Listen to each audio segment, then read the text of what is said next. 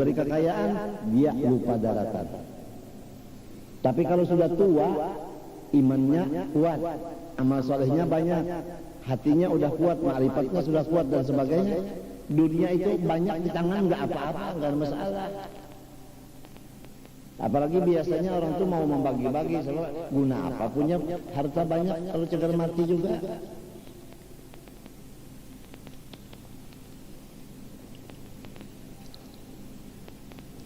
Ya sebentar aja hidup di dunia. Napas kita yang masuk, apabila tidak keluar lagi, habis. Keluar napas tidak masuk lagi, jiun. Jadi sebentar, dunia ini sebentar. Di dalam yang sebentar ini pula tidak ada lepas dari kesusahan. Kadang-kadang sakit kepala, kadang-kadang sakit perut, kadang-kadang sakit pinggang, macam-macam. Yang sebentar ini. Jadi sebenarnya dunia ini adalah rumah bala dan ujian. Akhirat itu rumah surga dan balasan. Maka marilah kita memalingkan hati kita kepada akhirat sambil kita menunggu-nunggunya, berdoa kepada Allah Subhanahu wa taala. Wa an Abi Hurairah wa qala Syafi'i radhiyallahu anhu ihzar fid dunya yasar wa li'isar fiha yasar. Bermula orang yang menambah-nambah keduniaan atas dirinya, berarti orang itu menambah akan kesulitan hidupnya. Banyak urusan. Gitu. Tapi kalau orang sedikit urusan dunia, dia senang hatinya. Jadi sedikitilah urusan dunia. Urusan dunia dikurangi supaya hati kita senang dan otak kita senang, lapang.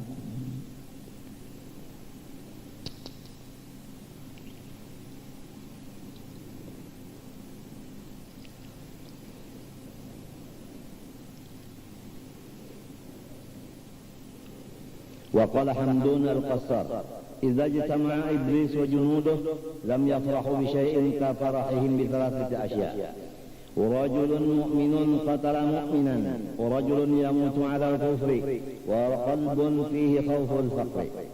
Ujar Hamdun al-Qassar, apabila berkumpul iblis dan tentaranya setan, tidak gembira mereka itu semuanya dengan sesuatu seperti gembira mereka itu dengan tiga daripada perkara.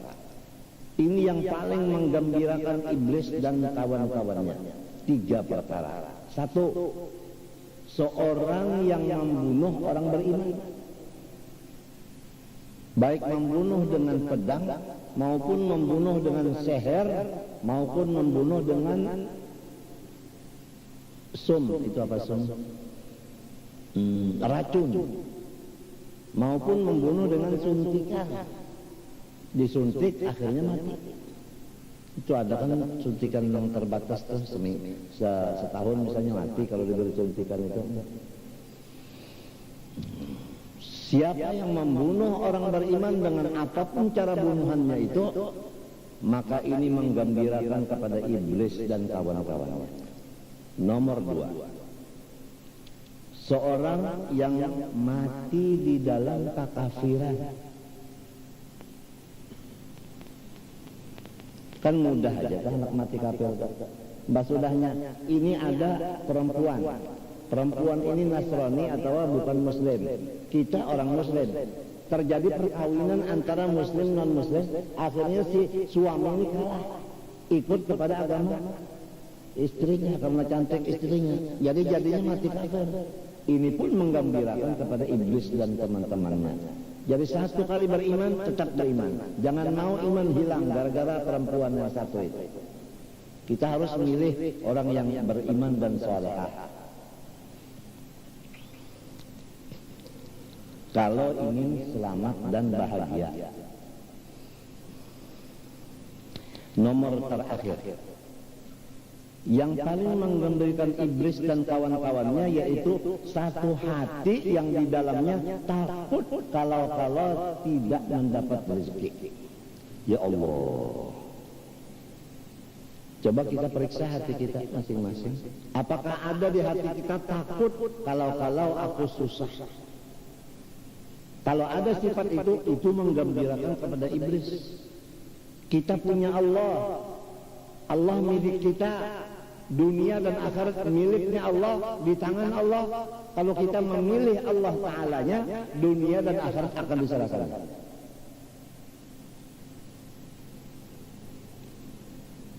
Apalagi kalau dunianya sudah ada diserahkan kepada kita, ilmu sudah ada, ibadah sudah ada, pangkat di sisi Allah wali sudah diberikan, pangkat di sisi pemerintah sudah diberikan, penasihat kepresidenan umpama.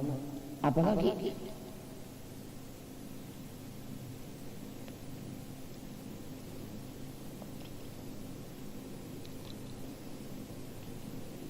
والثاني حفظهم من الاعتقادات الفاسدة والنهي عن التكلم فيها فيما جرت بين الصحابة والحث على التمسك بما في الإحياء كما أنهم كذلك. Nomor 2, daripada yang diwasiatkan orang-orang tua-tua dulu kepada anak cucunya, khususan daripada Sadah Al-Alawiyin, yaitu menjaga anak cucunya daripada akidah yang sesat, penyembahan kepada yang selain dari Allah. Ada yang menyembah matahari, masing-masing itu. Ini dijaga anak cucu jangan sampai akidahnya, tauhidnya rusak.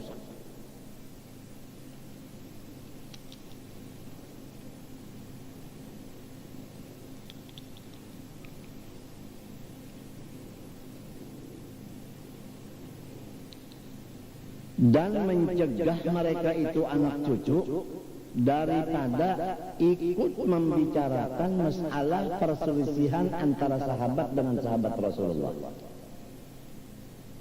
Misalnya antara Sayyidina Ali dengan Sayyidina Muawiyah. Apapun yang terjadi antara dua ini perselisihan, anak cucu kita dijaga jangan ikut berbicara masalah itu. Sebab ini nantinya rusak semuanya.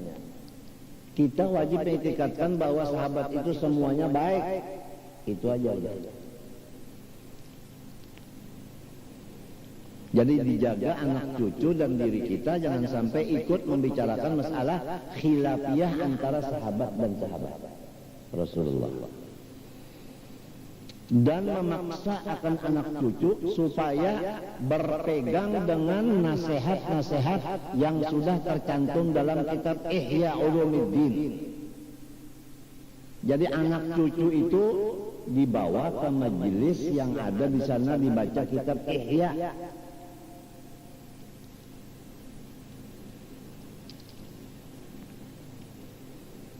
Hatta qala Sayyiduna Abdurrahman As-Saggab radhiyallahu anhu fi athnai kalamih, "Man lam yutali' al-ihya fama fihi haya."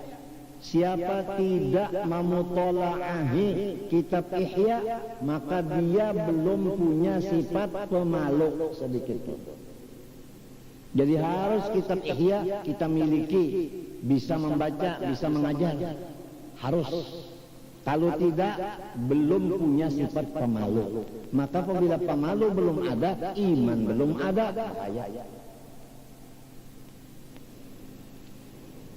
Alhamdulillah di majelis kita masih dibaca Ihya. Alhamdulillah.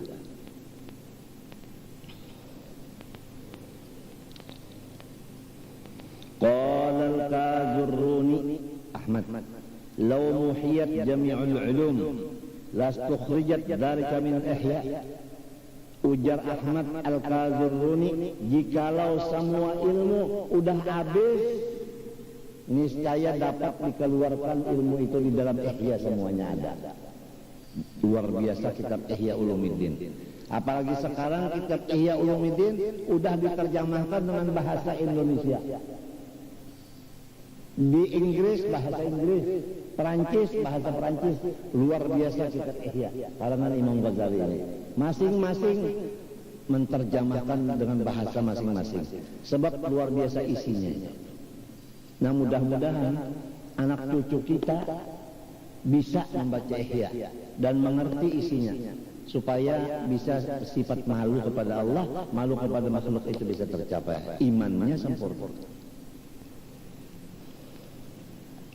وكذا سيدنا أبو بكر العيدروس العدني رضي الله عنه كان مشغوفا بمطالعة الإحياء وتفسيره حتى حصل منه نسخا عديدة.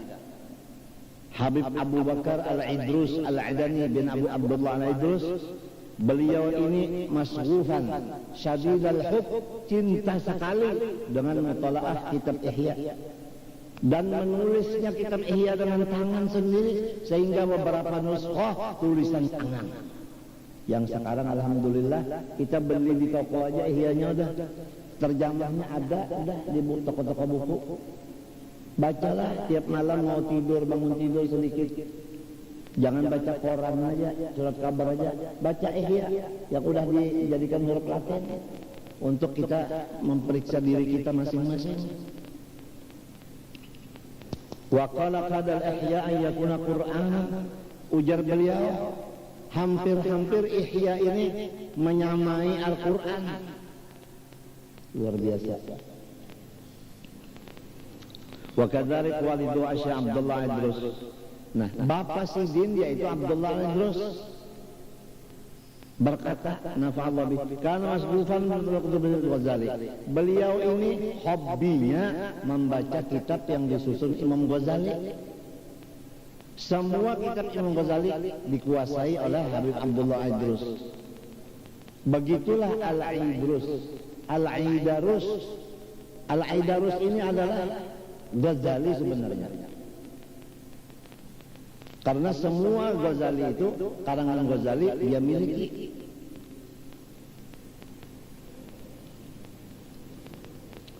Wa kana yukthiru thana' alaihi wa yad'u an-nas ilaihi biqawlihi wa fi'lihi. Dan beliau Habib Abdullah Idrus memuji kepada Ihya dan membawa manusia-manusia dengan mengamalkan isi Ihya. Wa yahuttu 'ala iltizami mutala'atihi wal 'amal bima fihi, dan beliau memaksa kepada orang-orang supaya menuntut Ihya Ulumuddin, belajar Ihya serta mengamalkan. Hatta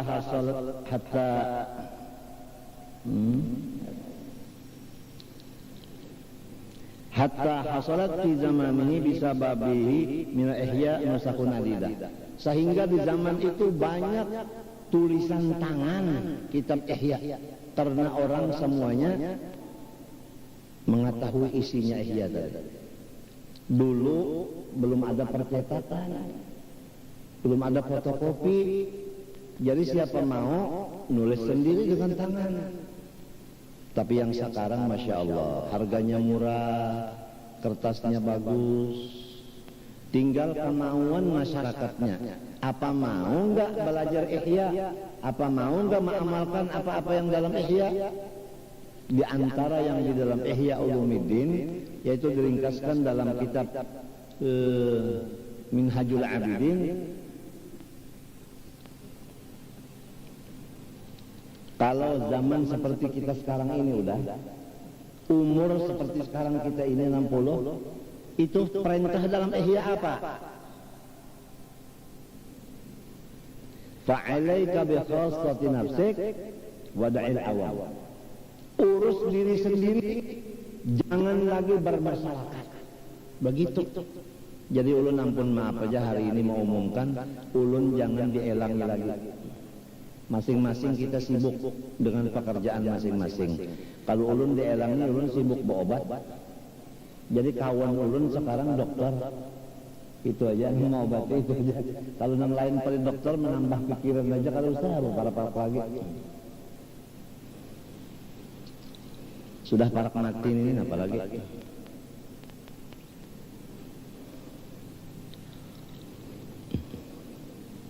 Ini ada dua dokter dari Surabaya datang menunggui. Insya Allah menyakada ada halangan karena malam nunggui. Sebab ulun dalam keadaan sakit. Tadi dapat izin dan sidin bacaan lah ya, bacaan sidin nak melihat juga kan apa aja sidin waktu bacaan kena parutnya, dadanya, paru-paru, jantung sebagainya. Sudah tuhuk kita bakal rubut, isi bakal rubut berpandar ketawa. Bapak papandera tatawaan kalakangan pemakanan itu sudah tuh kadosa lalu sudah masing-masing memikirkan sang mati aja udah.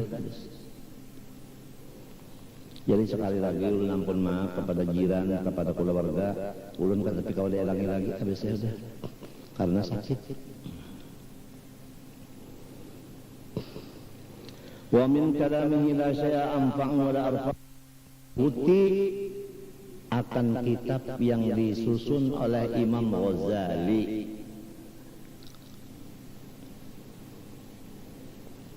Qala radhiyallahu anhu ishhadu alayya amna man tala'a kutub al-Ghazali faqad waqa'a ala 'ilmi al-haqiqa wa at-tariqa wa syari'ah. Barang siapa saksikan olehmu atasku bahwa barang siapa yang mutalaah akan kitab-kitab Imam Ghazali maka sesungguhnya ia mendapat ilmu hakikat, thariqat dan syariat. Jadi semua karangan Imam Ghazali menyatakan thariqat, syariat, hakikat. Mudah-mudahan hati kita dan anak cucu kita selalu ingin memutalaahi dan belajar kitab yang disusun Imam Ghazali.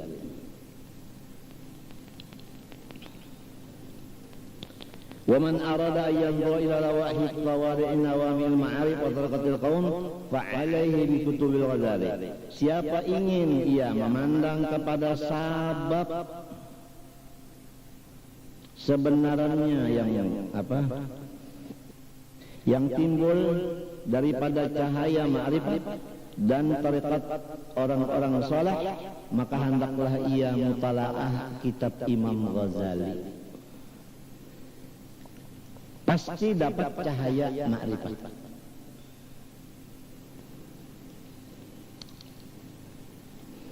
Wa mawdi'u ridallahi ta'ala wa rasulihi sallallahu alaihi wa alihi wasallam mutala'atul ihya. Ini penutupnya. Bermula pandangan Allah Ta'ala dengan ridha, pandangan Rasulullah dengan ridha, yaitu kepada orang yang mutalaah kitab Ihya. Orang yang senang kepada kitab Ihya, orang itu diridhoi Allah dan Rasulullah. Apalagi yang dicari? Apalagi yang dicari?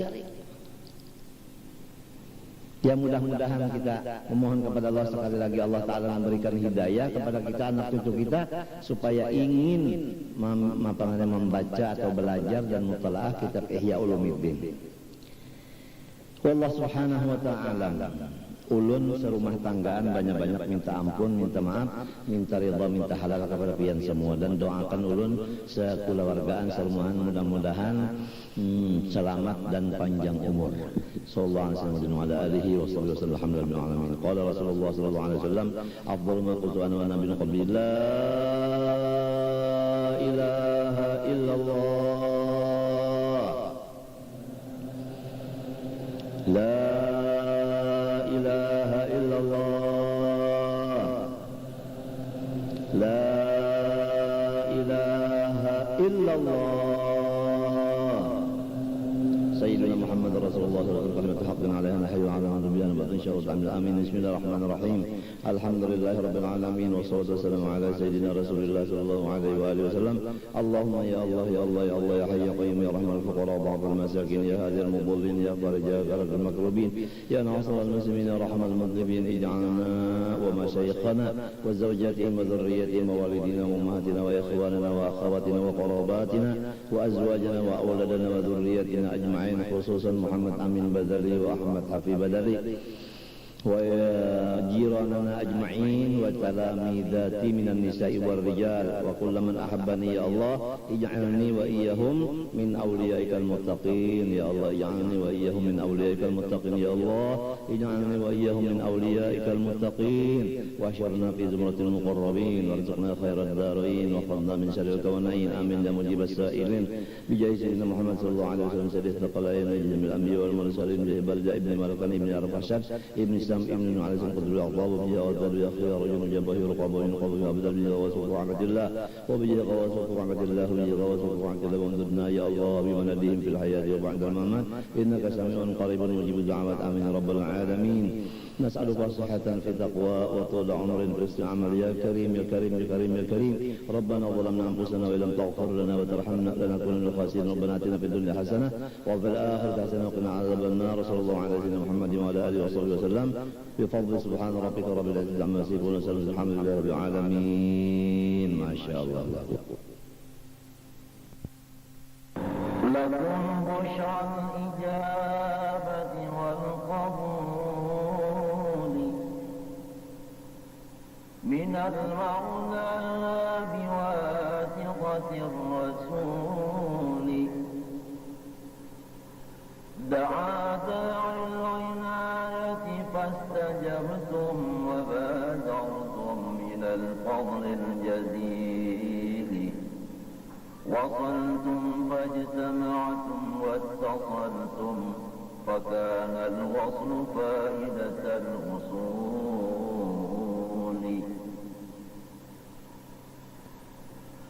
نزلتم في منازلنا فزادت بكم شرفا تضاعف بالنزول.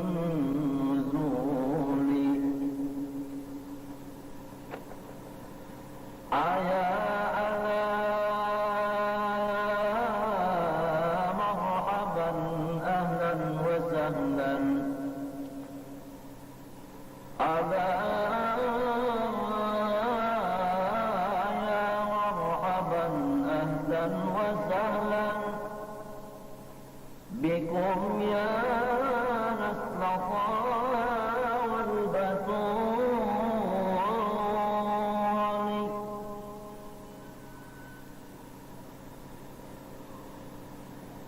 سألتم الله يكرمكم جميعا وكل الوافدين بكل سوء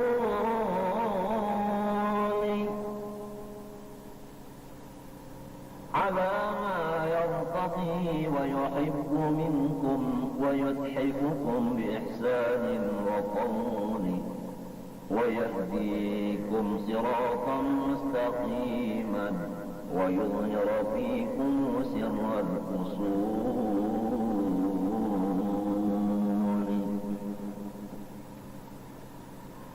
ويجمعكم على التقوى ويحيي بكم سير الجهابذة الفحول من السلف الذين بهم بلغتم مقاما عز في المجد الأثيل.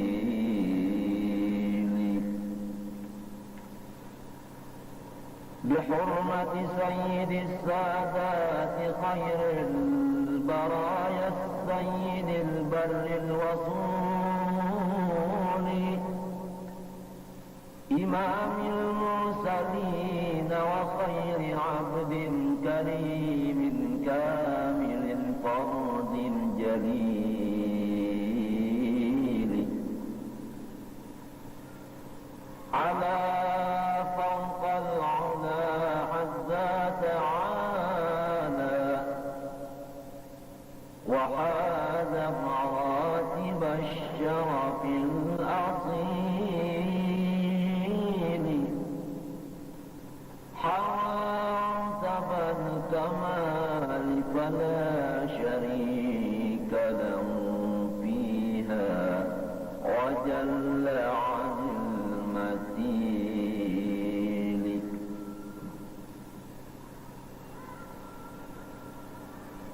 هو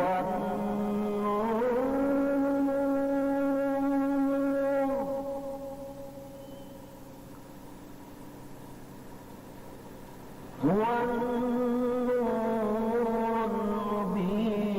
المبين به اهتدينا هو الداعي إلى أقوى سبيل. أتانا داعيا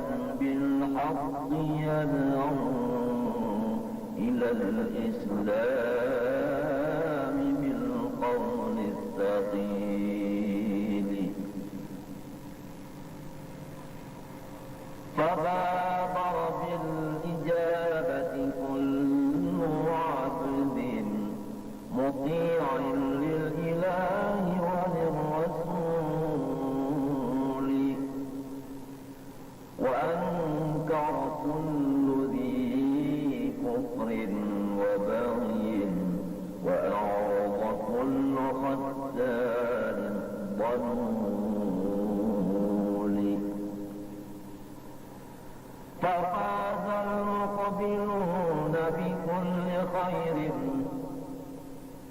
وأقباهم إلى الظل الظليل وخاب المعرضون وكان عقبى معاصيهم إلى الخزي الوبيل بذلك جاءنا القرآن يتلى علينا بالغدو وبالأصيل